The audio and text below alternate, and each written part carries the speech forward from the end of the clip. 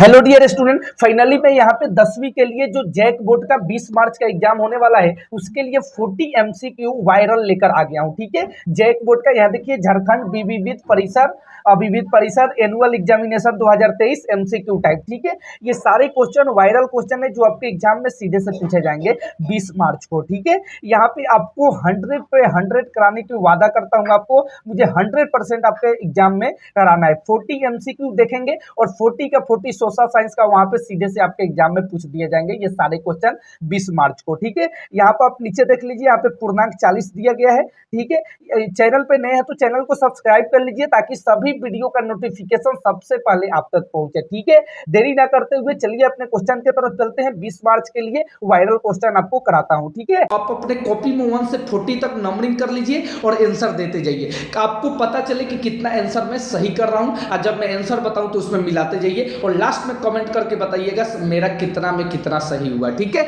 चलिए तो चलते हैं अपने क्वेश्चन की तरफ। फाइनली फर्स्ट क्वेश्चन है, फ्रांस में प्रथम विद्रोह कब हुआ था? फ्रांस में प्रथम विद्रोह कब हुआ था? याद रखिएगा जुलाई 1830 ईस्वी में। मिलाइए, यदि सही हो, जितना सही हो उस पर टिक करते जाइए और लास्ट में कमेंट बॉक्स में बताइएगा कि कितना में कितना मेरा सही हुआ। मैं आंसर भी साथ में बताते जाऊंगा। ठीक है, तो जुलाई 1830 ईस्वी में। ठीक है, चलिए अगला नेक्स्ट क्वेश्चन की तरफ चलते हैं। चैनल पे नए हैं तो जल्दी से चैनल पे जुड़ जाइएगा। ठीक है, सब्सक्राइब कर लीजिए, बेल आइकन को प्रेस कर लीजिए और व्हाट्सएप ग्रुप में जुड़ जाइए। ठीक है, चलिए सेकंड क्वेश्चन है, निम्न में किसका विश्वास था कि ईश्वर की मर्जी के अनुसार राष्ट्र ही मनुष्यों का प्राकृतिक इकाई थी? सही आंसर बताने की कोशिश करें। चारों ऑप्शन आपके सामने है, पहले आप सही बताइए, उसके बाद मैं बताऊंगा। ठीक है, तो जियोसेपी मैथ्सिनी यानी 3 नंबर ऑप्शन सही हो जाएगा। जियोसेपी मैथ्सिनी याद रखिएगा, 2 का 3 ऑप्शन सही हो जाएगा। ठीक है, चलिए मिल जाते चलिए अपना सारे क्वेश्चन को। ठीक है, चलिए 3 नंबर क्वेश्चन है, निम्न में से कौन सी घटना पूरे यूरोप के शिक्षित अभिजात वर्ग में राष्ट्रीय भावनाओं का संचार किया? ठीक है, सही आंसर इसका क्या हो जाएगा? चारों ऑप्शन आपके सामने है, सही आंसर बताने की कोशिश करें। वह क्या था, कौन सी घटना थी जो यूरोप के शिक्षित अभिजात वर्ग में पूरे राष्ट्रीय भावनाओं को संचार किया? तो याद रखिएगा यूनान का स्वतंत्रता संग्राम। ठीक है, यूनान का स्वतंत्रता संग्राम। चलिए याद रखिएगा सारे क्वेश्चन को। ठीक है, चलिए चलते हैं नेक्स्ट क्वेश्चन की तरफ। 4 नंबर क्वेश्चन क्या है देखने की कोशिश करते हैं। 4 नंबर क्वेश्चन है, 1848 में यूरोपीय देशों के किसान मजदूर किन कारणों से विद्रोह कर रहे थे? ठीक है, चारों ऑप्शन आपके सामने, सही आंसर बताने की कोशिश करें। तो इसका सही आंसर क्या हो जाएगा कि 1848 में यूरोप देश के किसान मजदूर किन कारणों से विद्रोह कर रहे थे? तो भूखमरी से। याद रखिएगा, भूखमरी से, गरीबी से, बेरोजगारी से, इनमें से सभी। इसका सही आंसर क्या हो जाएगा? तो इनमें से सभी, गरीबी से भी, बेरोजगारी से भी, भूखमरी से भी, इनमें से सही सभी, यानी 4 नंबर ऑप्शन सही हो जाएगा। चलिए 5वां क्वेश्चन है कि निम्न में से किसने अपने उद्देश्यों के प्रसार के लिए यंग इटली नामक एक गुप्त संगठन बनाया था? ठीक है, ऑप्शन है मेटरनिक, जियोसेपे, तो यही हो जाएगा जियोसेपे मैथ्सिनी। याद रखिएगा 2 नंबर जियोसेपी मैथ्सिनी। ठीक है, चलिए 6 नंबर है, प्रथम विश्व युद्ध में रक्षा व्यय में भारी इजाफा होने के कारण खर्चे की भरपाई के लिए निम्न में से क्या किया गया? ठीक है, चारों ऑप्शन यहाँ पर दिए गए। युद्ध के नाम पर कर्ज लिए गए, करों में वृद्धि की गई, सीमा शुल्क बढ़ा दिया गया, इनमें से सभी। सही आंसर क्या हो जाएगा बताने की कोशिश करें। इसका सही आंसर क्या हो जाएगा? ठीक है, 6 का सही आंसर बताने की कोशिश करें जल्दी से, यदि संभव हो तो कमेंट बॉक्स में भी आंसर बताइएगा।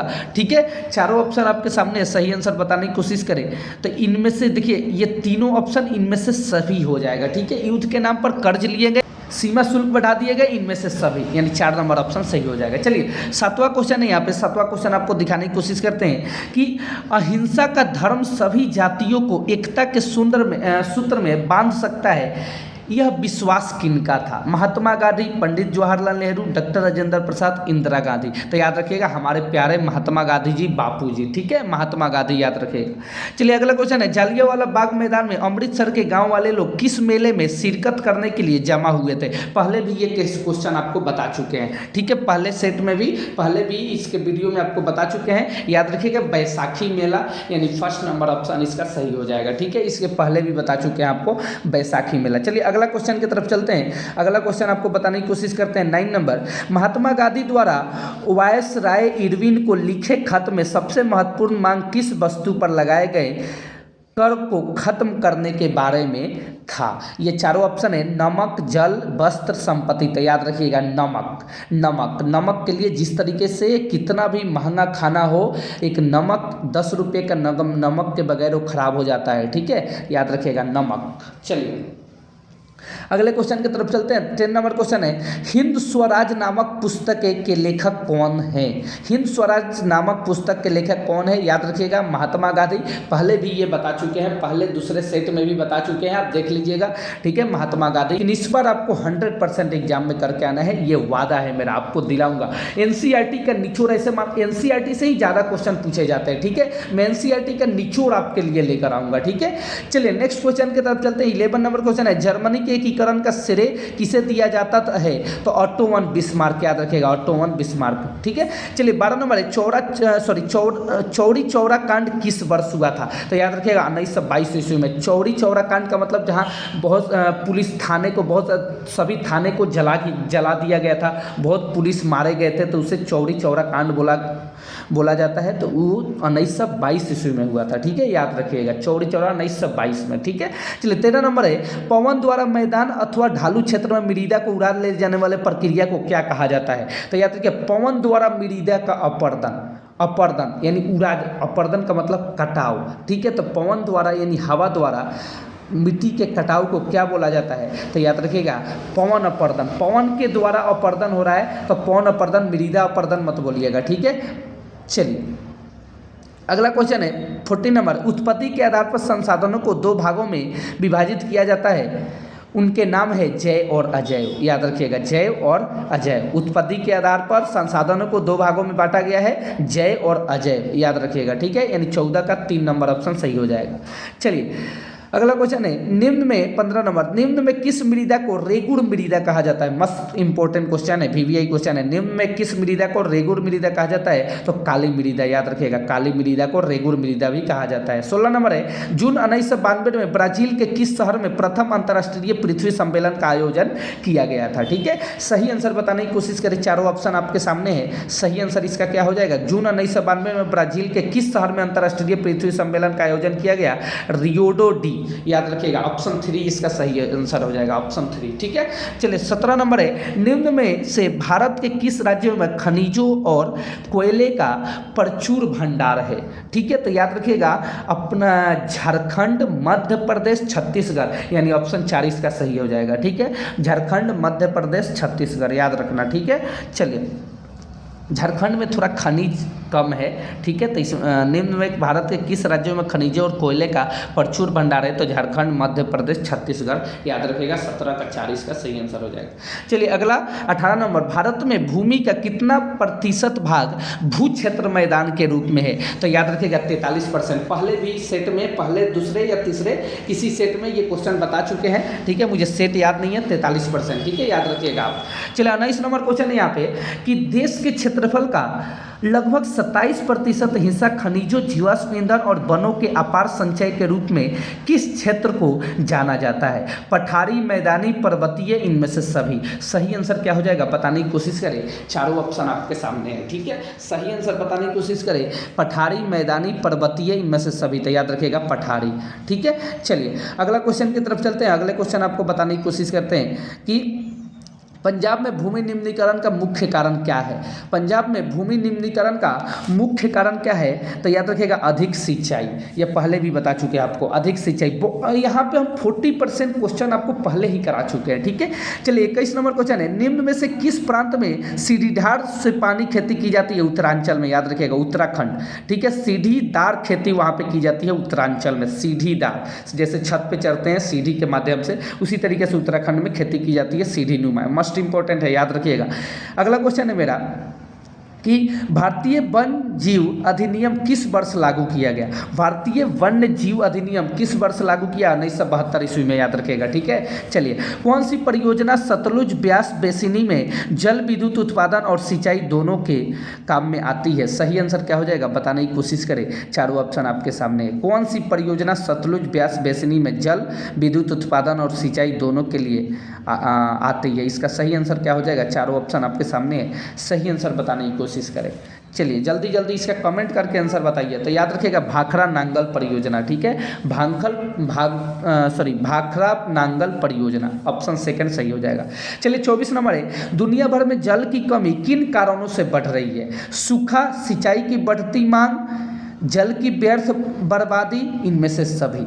ठीक है, जल्दी से इसका कमेंट करके बताइए। तो इनमें से सभी इसका सही आंसर हो जाएगा। ठीक है, चलिए 25 नंबर है, बेल्जियम में 1950 और 1960 के दशक में किन भाषा को बोलने वाले समूह के बीच तनाव बढ़ने लगा? 25 का सही आंसर बताने की कोशिश करें। इसका सही आंसर क्या हो जाएगा? 1950 और 1960। तो फ्रेंच और डच, याद रखिएगा फ्रेंच और डच। चलिए 26 नंबर क्वेश्चन है, श्रीलंका में अधिकतर सिंहली भाषी लोग किस धर्म के मानने वाले हैं? सही आंसर क्या हो जाएगा? तो बौद्ध धर्म के, याद रखिएगा बौद्ध धर्म के। ठीक है, चलिए अगला है बेल्जियम, ये तो हो चुका है, बेल्जियम 1950 हो चुका है, सॉरी। 27 नंबर ये देखिए, लोकतंत्र के एक बुनियादी सिद्धांत के रूप में राजनीतिक शक्ति का स्रोत किसे माना जाता है? सही आंसर बताने की कोशिश करें। चारों ऑप्शन आपके सामने है, तो जनता, याद रखिएगा 2 नंबर ऑप्शन सही हो जाएगा। लोकतंत्र के बुनियादी सिद्धांत पर राजनीतिक शक्ति का स्रोत किसे माना जाता है? तो जनता को, क्योंकि जनता ही महान होता है, जनता ही सब कुछ है। ठीक है, सबसे पावरफुल जनता होता है, याद रखिएगा। ठीक है, कोई मंत्री नेता नहीं होते। 28 नंबर क्वेश्चन है, सत्ता में भागीदारी की आवश्यकता कहाँ पड़ती है? चारों ऑप्शन आपके सामने है, सत्ता में भागीदारी की आवश्यकता कहाँ पड़ती है? चारों ऑप्शन में सही आंसर बताने की कोशिश करें। चारों ऑप्शन आपके सामने है, 1 2 3 4। इसका सही आंसर क्या हो जाएगा? तो इनमें से सभी। ठीक है, चलिए 29 नंबर है, निम्न में किस प्रकार का टकराव आगे बढ़कर अक्सर हिंसा और राजनीतिक स्थिति का रूप ले सकता है? तो सामाजिक, याद रखिएगा। ठीक है, स्थिरता का रूप ले सकता है, ले लेता है, तो सामाजिक। निम्न में से चलिए 30 नंबर है, संविधान और विभिन्न स्तर की सरकारों के अधिकारों की व्याख्या करने का अधिकार किसे है? संविधान और विभिन्न स्तर की सरकारों की अधिकार की व्याख्या का अधिकार किसे है? तो न्यायालय को, याद रखिएगा न्यायालय। ठीक है, चलिए 31 नंबर क्वेश्चन है, पुलिस, व्यापार, वाणिज्य, कृषि और सिंचाई जैसे महत्वपूर्ण विषय किस सूची के अंतर्गत रखे गए हैं? संघ, समवर्ती राज्य, इनमें से सभी, याद रखिएगा राज्य सूची के अंतर्गत रखेगा। पुलिस, व्यापार और वाणिज्य, कृषि और सिंचाई, याद रखिएगा राज्य सूची के अंतर्गत रखा गया है। ठीक है, चलिए 33 नंबर क्वेश्चन है, जब केंद्र और राज्य सरकार से शक्तियां लेकर स्थानीय सरकारों को दी जाती है तो इसे क्या कहा जाता है? चारों ऑप्शन आपके सामने है, सही आंसर क्या हो जाएगा? बताने की कोशिश करें। 1 2 3 4 सभी आपके सामने है आंसर, सही आंसर बताने की कोशिश करें। केंद्र और राज्य सरकार से शक्ति लेकर स्थानीय सरकार को दी जाती है तो इसे क्या कहा जाता है? सही आंसर बताने की कोशिश करें। चारों ऑप्शन आपके सामने हैं, तो याद रखिएगा सत्ता का विकेंद्रीकरण। ठीक है, विकेंद्रीकरण। चलिए 34 है, आर्थिक विकास के अंतर्गत सम्मिलित लक्ष्य है। सही आंसर क्या हो जाएगा? नियमित रोजगार, स्वतंत्रता, बेहतर मजदूरी, इनमें से सभी। तो याद रखिएगा इसका सही आंसर क्या हो जाएगा? इनमें से सभी। ठीक है, चलिए अगला क्वेश्चन है 35 नंबर, भारत के किस राज्य में गरीबी का प्रतिशत सबसे अधिक है? छत्तीसगढ़, उड़ीसा, मणिपुर, बिहार। छत्तीसगढ़, याद रखिएगा छत्तीसगढ़। चलो अगला क्वेश्चन है यहाँ पे 36 नंबर की भारत में 36 नंबर, भारत में प्रत्यक्ष बेरोजगारी सामान्यतः किस क्षेत्र में दिखाई देती है? प्रत्यक्ष बेरोजगारी तो कृषि क्षेत्र, याद रखिएगा कृषि क्षेत्र।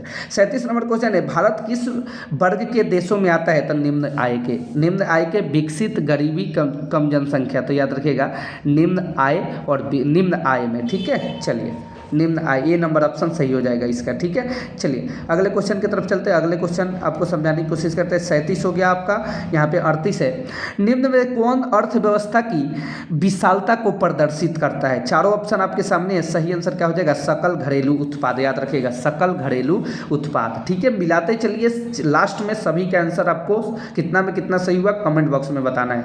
39 नंबर क्वेश्चन है, परिवहन, भंडारण, संचार, बैंक सेवाएं और व्यापार किस क्षेत्र की गतिविधियों के प्रमुख उदाहरण है तो तृतीय क्षेत्रक, ठीक है। परिवहन, भंडार, संचारण, बैंक सेवाएं पहले भी बता चुके हैं, और और व्यापार तृतीय क्षेत्रक, याद रखिएगा, ठीक है। चलिए लास्ट हमारा 40 नंबर क्वेश्चन की तरफ चलते हैं। 40 नंबर क्वेश्चन है, कृषि क्षेत्रक के श्रमिकों में किस प्रकार की बेरोजगारी पाई जाती है? सही आंसर बताने की कोशिश करें। इसका सही आंसर क्या हो जाएगा? चारों ऑप्शन आपके सामने है, ठीक है। चलिए तो इसका सही आंसर बताने की कोशिश करें तो इसका सही आंसर हो जाएगा चक्रीय बेरोजगारी, ठीक है। चलिए तो यहाँ पे अपने क्वेश्चन को एंड करते हैं। 40 का 40 क्वेश्चन आपको करा दिया, ठीक है। चलिए तो यहाँ पे आपको अब एनसीईआरटी का जो भी निचोड़ क्वेश्चन है जो आपके 2023 के लेवल पे है वो सारे क्वेश्चन नेक्स्ट वीडियो में मैं लेकर आता हूँ। ये क्वेश्चन एग्जाम का पैटर्न आपका इसी तरीके से रहेगा।